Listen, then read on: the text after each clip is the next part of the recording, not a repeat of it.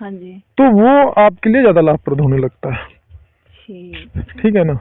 मतलब जैसे ये लोग करते हैं ना कि जैसे तमाम यूट्यूबर लोग करते हैं, क्या सही झूठ अच्छा बुरा सब डाल देते हैं और किसी दूसरे की जानकारी सुनकर अपना डाल देते हैं, लेकिन हमारे चैनल पे ऐसा नहीं, जो भी मिलेगा आपको वास्तविक मिलेगा। मैंने जितने भी देखी है ना वीडियोस, जो भी देखी हैं, उसमें मैंने ये चीज तो कहीं भी नहीं सुनी कि मतलब कि जो पीठ से उठ के ऊर्जा मतलब कि गले में आएगी।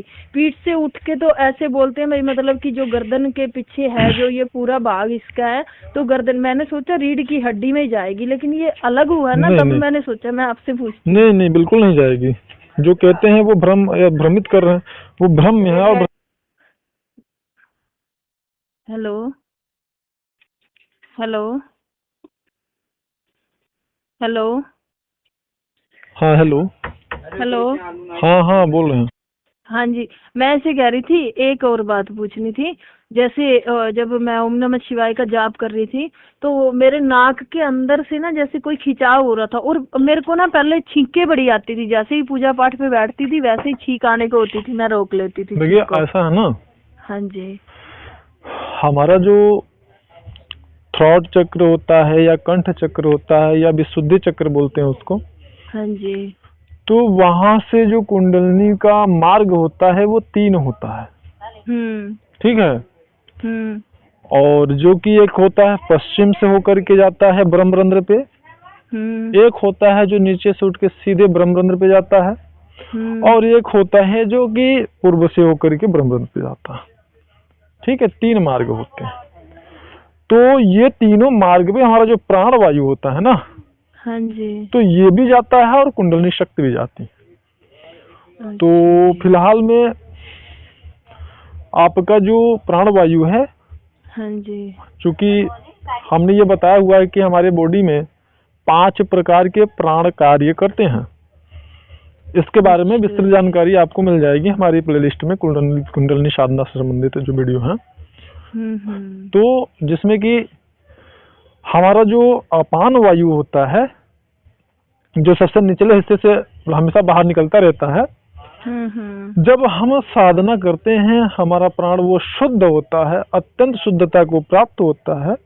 पूर्ण संयम से हम जब साधना करते हैं तो वह ऊर्ध्व गति करने लगता है, फिर वो उसकी जो अधोगति होती है रुक जाती है, फिर वो ऊपर उठने लगती है। समझ रहे हैं? तो इस प्रकार से जब कठोरता के साथ में आप साधना करते हो तो फिर वो एक एक चक्रों को शुद्ध करते हुए ऊपर की तरफ बढ़ती है। ठीक है, किसी चक्र पे कितना समय रुकेगा इसका कोई समय सीमा नहीं होता, वो आपके साधना पे और कर्मों पे निर्भर होता है।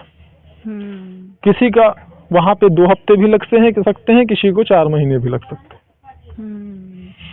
और फिर वह सीधे आती है कंठ चक्र में, एक एक चक्र पे होते हैं वो। और फिर कंठ पे साधक के गुरुदेव यानी मार्गदर्शक पर निर्भर करता है कि उनका कंठ कितना जल्दी खुलेगा, और दूसरा निर्भर करता है यम नियम और तीनों निष्ठाओं पे, और फिर दूसरा और तीसरा निर्भर करता है उनकी परिश्रम पे, उनकी साधना पे, वो कितना साधना कर रहे हैं। जैसे हमारे पास में ऐसे साधक हैं जो 10-10 घंटे भी साधना करते हैं, 12-12 घंटे कर रहे हैं। ठीक है, कुछ ऐसे हैं जो 2 घंटे 4 घंटे करते हैं, जो 10-10 घंटे साधना कर रहा है, 11-11 घंटे कर रहा है, तो फिर उसकी तुलना जो 2 घंटे 1 घंटे कर रहे हैं वो लोग कैसे कर सकते हैं? भाई जो ज्यादा परिश्रम करेगा तो साधना में तो ज्यादा उसको आगे की अवस्था भी तो जल्दी प्राप्त होगी। हाँ जी, है कि नहीं? सही बात है सर। मुझे तो कुंडलिनी का कोई जानकारी कुछ भी नहीं थी, मेरे तो अचानक ही हुआ ये सब कुछ। नहीं सब होगा, आप निश्चिंत रहे। अब आपको जो भी आप चीजें रहेंगी, डायरेक्शन आप करेगा वो राइट रहेगा, और सारी आपको जानकारी मिलेगी। ठीक है, क्योंकि मैं तो जब भी प्रार्थना करती हूँ माता रानी से यही करती हूँ, मुझे कुछ नहीं पता, मारेगी तू ही, बचाएगी तू ही, बस। हाँ बस वो तो है ही है। हाँ भाई हम आप उन्हीं के बच्चे हैं। ठीक है, हाँ जी, अगर हम सत्य और धर्म पे हैं तो हम आप परेशान हो सकते हैं, लेकिन प्राप्त नहीं हो सकते। परेशान तो सर आप पूछो मत, मैं आपको क्या बताऊं, बस परेशानी की पूरी हद पार करी हुई है। पर माता रानी बोलती है तेरी परीक्षा चल रही है। पर हाँ सर, एक बात और है, जैसे मैं अभी परेशान हूँ, मेरी परीक्षा चल रही है, मैं वनवास काट रही हूँ, समझ लो ना। मेरे पास कुछ भी नहीं है, खाना मिलता तो खा लेती हूँ, नहीं मिलता तो नहीं खाती, ऐसा समय चल रहा है मेरा। पर उसके बाद अगर कोई मेरी परेशानी बढ़ाता है ना तो उसके साथ बहुत बुरा होता है। ये कई लोगों के साथ हो गया। देखिए ऐसा है हाँ जी कि हम अपनी साधना काल में अपने कर्मों को जरूर भोगते हैं। हाँ जी। मैं आपको छोटा सा एक उदाहरण दे रहा हूँ। आप कोई भी सिद्धि, कई सिद्धियों के स्वामी भले ही बन जाओ, बहुत सारी शक्तियां सिद्ध हो जाएं, हाँ जी। लेकिन कर्म जो आपके हैं वो आप भोगेंगे भोगेंगे भोगेंगे, उसको कोई नहीं रोक सकता। माता आदि शक्ति कभी भी माता प्रकृति के कार्य में अवरोध नहीं डाल सकती, और माता प्रकृति कभी भी माता आदि शक्ति के कार्य क्षेत्र में जो है हस्तक्षेप नहीं कर सकती। तो इसलिए अपने कर्म तो भोगने होते हैं। अब जबकि हमारे ऊपर आदि शक्ति का आशीर्वाद है, उस दशा में अनावश्यक रूप से अगर कोई हमें परेशान करेगा, हाँ जी, तो उसका परिणाम उसे निश्चित प्राप्त होगा, इसमें कोई संदेह नहीं है। मैंने तो वैसे तो सर मैं आपको बताऊं, मैंने कभी कुछ गलत काम नहीं किया, मैरिज हुई है या जो भी कुछ हुआ, तो मैं इसको यही मानती हूँ भी शायद मेरी यही साधना थी जो कि मेरे को 8-9 साल पहले करनी थी, जो मेरे को अब टाइम आया तो अब माता रानी करवा रही है। हो गया कुल मिला के। देखिए अब जो हो गया वो ठीक है, आप सुधार लाइए अपने अंदर। ठीक है, हाँ जी, सुधार लाइए। और बस पश्चाताप से बड़ा कोई भी जो है अपनी अधर्म युक्त कार्य को, उसके प्रभाव को कम करने का सबसे बड़ा और सबसे मतलब प्रभावी जो तरीका होता है वो पश्चाताप ही होता है। किसी कार्य को करने के बाद अगर सच्चे दिल से हम पश्चाताप करते हैं तो वो कार्य का जो प्रभाव होता है, हमें भोगना होता है, वो कम हो जाता है, बहुत कम। हाँ जी, एक बात और, जब मैं पाठ करती थी ना तो उस टाइम भी मुझे लग रहा है, मैं जब पुरानी बातें सोचती हूँ तब लगता है कि जैसे मतलब कि पहले भी मेरी कुंडलिनी शक्ति कुछ ना कुछ तो था, कि मुझे पूर्वाभास होता था, जैसे कुछ होने वाला उसकी मेरे आगे फिल्म सी चल जाती थी, मूवी चल जाती थी जैसे।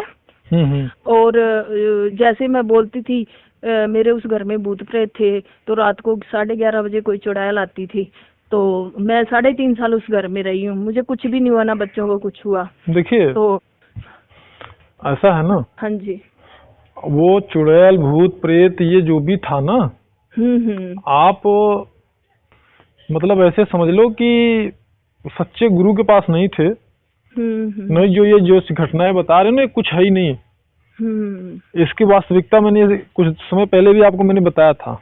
हाँ जी, जब हमारी साधना नहीं सर, कंठ चक्र,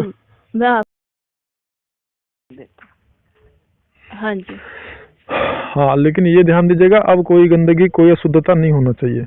नहीं नहीं, ऐसा कुछ नहीं है, वो तो समझ लो आपको मैं सही बताऊं ना, देखिए मैं बता रहा हूँ, सुन लीजिए, मुझे गुमराह किया। सुन लीजिए, गुमराह ठीक है, वो मैं आपकी बात समझ रहा हूँ। आपको उन्होंने गुमराह किया है तो वर्तमान में वो सर्वनाश भी हो गया होगा उनका, ये भी मैं आपको बता दूं, नहीं तो आप पता लगा लीजिए। नहीं, मैं मिली नहीं ना उससे, जो डॉक्टर था। नहीं, डॉक्टर नहीं। हाँ जी, वो डॉक्टर ने ही केवल आपको गुमराह नहीं किया है, उसमें वो उसका भी हाथ है जो पहले आपके थे, वो बर्बाद हो गया। बस वही तो मैं आपसे बोल रहा हूँ कि उसका सर्वनाश हो गया होगा। समझ गए? क्योंकि सामान्य जैसे जो बहुत ही, मैंने आपसे पहले बताया था, बहुत जो बुद्धिमान ऐसे लोगों को प्रभु की कृपा नहीं प्राप्त होती, इस बात को नोट कर लीजिए आप।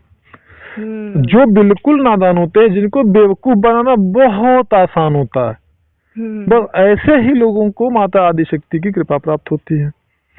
अच्छा, अब यदि ऐसे लोगों को किसी ने बेवकूफ अगर बनाया ना, तो उसका सर्वनाश होने से कोई रोक नहीं सकता है, ये ध्यान दीजिएगा।